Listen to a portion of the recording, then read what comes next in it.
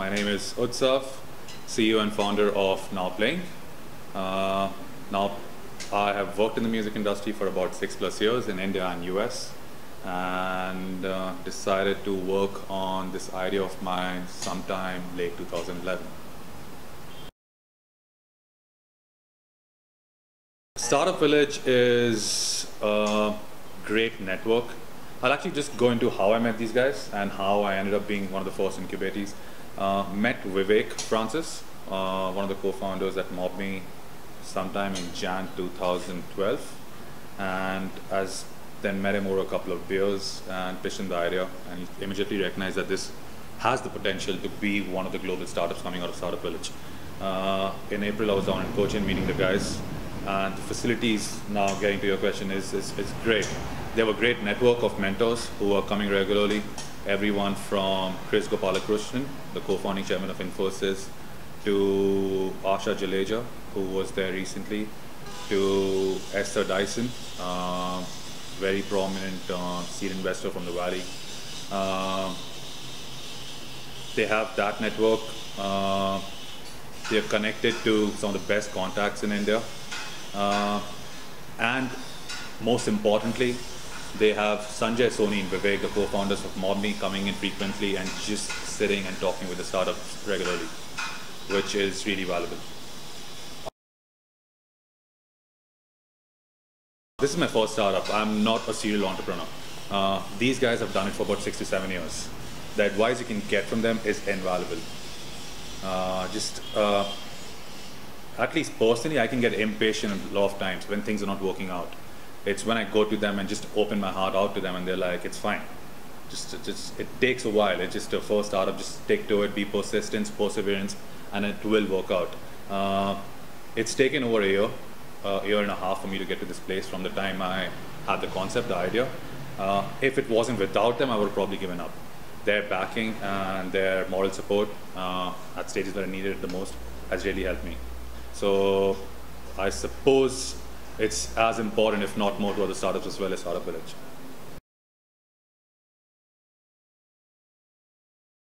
Okay, so Startup Village has a lot of startups being incubated all the time. It's basically concentrating at college startups. There are a lot of startups even which are still in college. They haven't even graduated. So it's not possible for all the startups to actually go physically and work out of Startup Village. There are a lot of remote startups in Cochin, Trivandrum, Bangalore, I suppose a few in Bombay and Delhi as well. I was working out of Startup Village from April 2012 to September, but then we collectively decided that Bangalore is a better bet for us. There is no use to be tied down to a physical location just because Startup Village is present out there.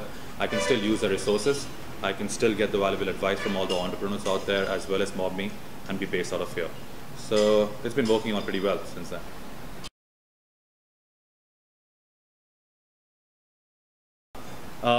Bombay is not the best technology place.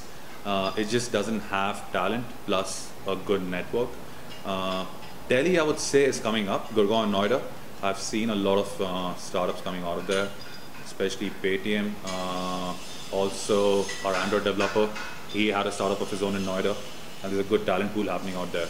But Bangalore is the hub. It's where people joke about that if you shout at a traffic signal, you'll probably end up with 3 developers.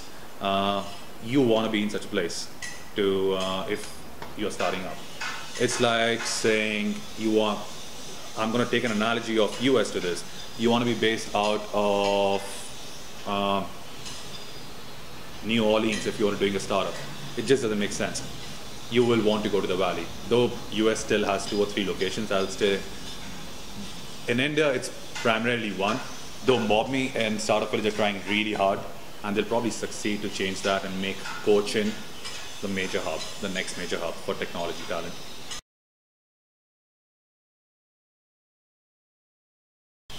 First thing, and it's a known fact among all the people who know me, I suck at technology. So it's been hard getting the guys. I also think they come from a different planet altogether. They were totally different wavelength. It's taken me a while to understand where they come from, and our iOS developer and designer has taken over 8 months. We've actually gone through over 100 developers and 50 designers to get these guys. I say 50 interviewed. We've actually fired 7 designers in the last 8 months. I wouldn't want to take their names out here. So yeah, it's been hard, but I've finally got a great team. Also, somewhere in the start, again, it being my first startup, I undervalued the importance of a good team, which mobbed me again, kept going at me that this is important, need to get this together. And I feel we're finally there. And you're seeing that in the product, and you'll see that more in the upcoming couple of months.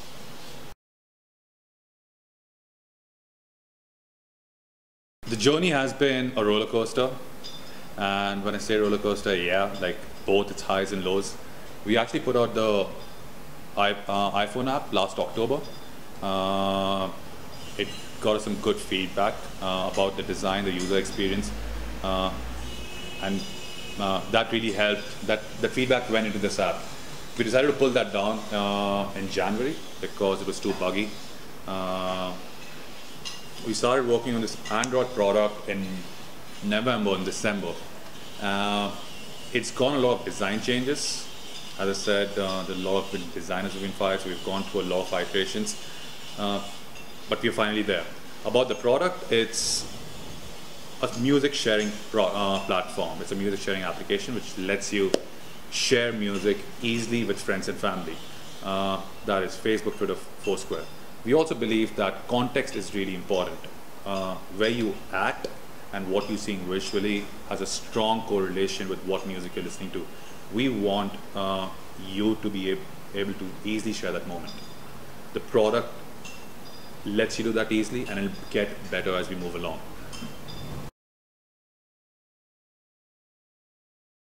Biggest takeaway has been support from MobMe and Startup Village and the team, which I've got together,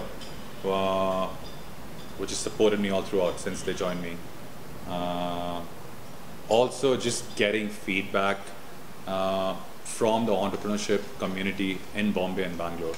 It's something I was completely unaware of before I got into developing this product, but there is a very vibrant network happening if you dig deeper into it. So that's been a high. We actually want to move towards letting you see basic information about an artist through our app. Information like upcoming shows, their top songs, a little bit of bio about them. We don't have individual pages for artists at this point, but we will moving forward. You can think of it as individual pages for location on Foursquare, where you can get to see basic information like address, what's the cuisine. We want to translate that to artist. Bio, top songs, concerts. I think that's important. And if we know you're a big fan of an artist, we want to actually push you a notification about it, that if they're playing in a city, to just keep you informed.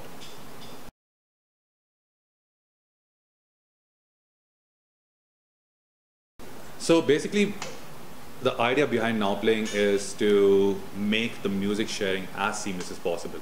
We are listening to music across a lot of devices all the time, be it the music consumption products like Spotify, Pandora, Audio, or your smartphone, or your iPods, MP3 player, or in your car.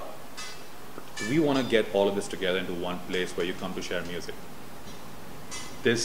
So this is going to take a time. We have started off with mobile. We're going to move on to web, but eventually we want to move on to having a plugin for iTunes, Windows Media Player, and all the different players on the web, as well as having a physical button in the car. Just imagine this: you're driving, listening to a song, and suddenly you're like, a great song comes up. You tap on the Nwplyng button, and song is shared seamlessly on your Facebook and Twitter.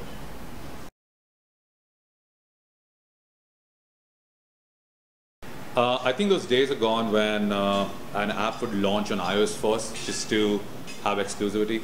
Android is doing as good, if not better. A lot of people have the opinion, including me, that Android is doing better design than iOS at this point. from Nwpling's perspective, we were just ready with Android earlier, and that's why we pushed it out. Otherwise, I'm kind of indifferent to the war. I think they both are equally good at this point. It's just who takes the cake from here on. Too less of market share as a startup from, again, our perspective, is just not worth financially to invest time and money into that. Though people are gung-ho about Windows, and I'll just keep a close watch on it.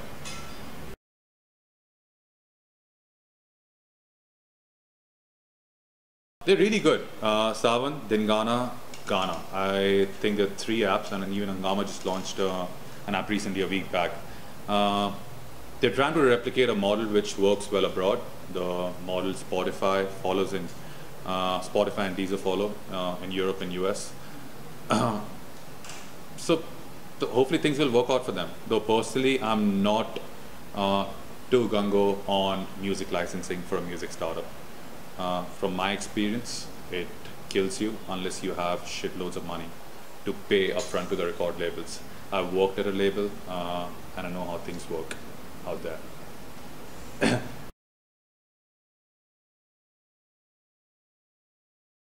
A mistake I made: get a good team together. Really, really important. It's taken me much longer than I expected just because of that that misunderstanding. Get a good team together. It's just not possible. And go and speak to people, get feedback, and get a few mentors. Someone who has done it before. Even if they're not on the board, just go and speak to them. I had MobMe at Startup Village. Go get a couple of people like that. There are a few available in each city. You just need to find them hard.